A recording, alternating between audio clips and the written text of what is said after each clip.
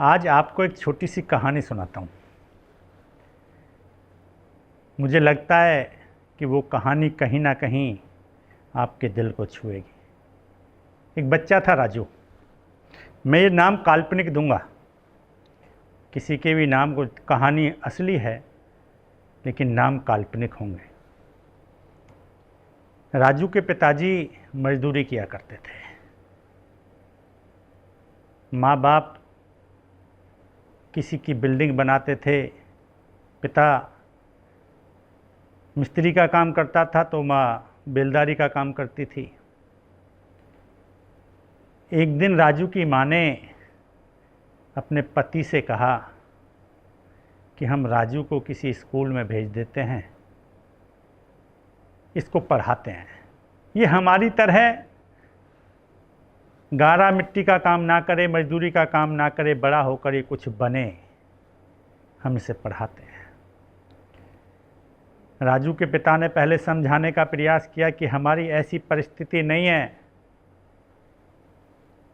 कि हम इसे पढ़ा पाएँ, किंतु माँ की जिद थी। बेटे को स्कूल भेज दिया। स्कूल में प्रधानाचार्य के सामने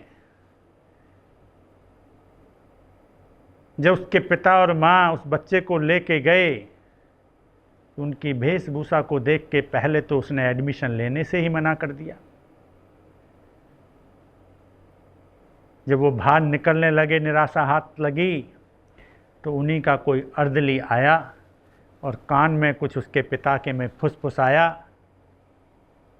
खैर, उसके पिता ने कुछ पैसे जेब से निकाले। उस पैसों की बदौलत उनके बेटे का स्कूल में एडमिशन हो गया। अब वो राजू रोज़ स्कूल जाने लगा।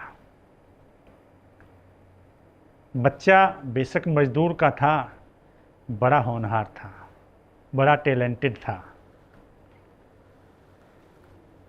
जब वो अपने माँ बाप को किसी बिल्डिंग पर काम करते हुए देखता था स्कूल से आने के बाद, तो कहता था, माँ देखना, एक दिन ऐसी बिल्डिंग मैं खुद बनाऊंगा। थोड़ा समय चला, माँ बीमार रहने लगी।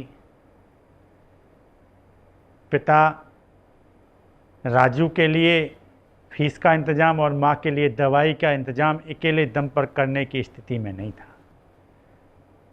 अब राजू को भी धीरे धीरे अपने पिता का हाथ बटाना पड़ा, क्योंकि माँ उस परिस्थिति में नहीं थी कि वो पिता का साथ दे सके। समय का फेर बदला। राजू अपने पिता के साथ मजदूरी के काम में पूरी तरह इन्वॉल्व हो गया।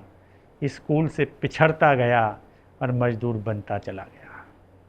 ये कहानी एक राजू की नहीं है, इस देश के ना जाने कितने नौनिहालों की है, जो इस देश की व्यवस्था के कारण हम कहते हैं कि बाल मजदूरी अपराध है, लेकिन माँ को दवाई ना मिले तो बच्चा क्या करे? पिता के पास अच्छा रोजगार ना हो तो बच्चा क्या करे? उसको तो किसी के यहाँ जाकर चाय के खोखे पे काम करना ही पड़ेगा। इस देश के कितने नौनिहाल राजू बन गए, कितने नौनिहालों का भविष्य होटलों की कैंटीनों में बर्तन साफ करने में निकल गया, चाय के खोखों पर खड़े होकर चाय बेचने में निकल गया।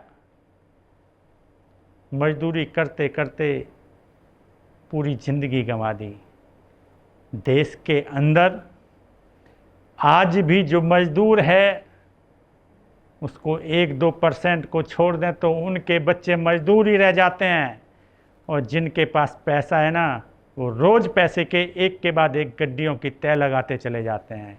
इन व्यवस्थाओं को, इन समस्याओं को बदलने का अगर सब कुछ दामोदार किसी के कंधे पर है तो मेरे देश के युवा साथियों, वो सब आपके कंधे पर है। इस देश में और राजू बहुत ज़्यादा संख्या में पैदा ना हो। वो टैलेंट जो वास्तव में पनपता है वो कहीं दफन ना हो जाए। आप सब इसे संभालिए। इस देश की राजनीति में मूलभूत परिवर्तन लाने की आवश्यकता है कि समस्याओं से जो आप जूझते हैं उस समस्याओं का समाधान भी आपके पास है, उस समस्याओं का निराकरण भी आप ही दे सकते हैं। तो आपसे अनुरोध है इस देश की राजनीति में आप बढ़ चढ़कर हिस्सा लीजिए। आगे आइए, हम सब मिलकर कुछ बदलाव लाएंगे, इस देश की राजनीति में कुछ नया करेंगे, कुछ ताज़ा करेंगे।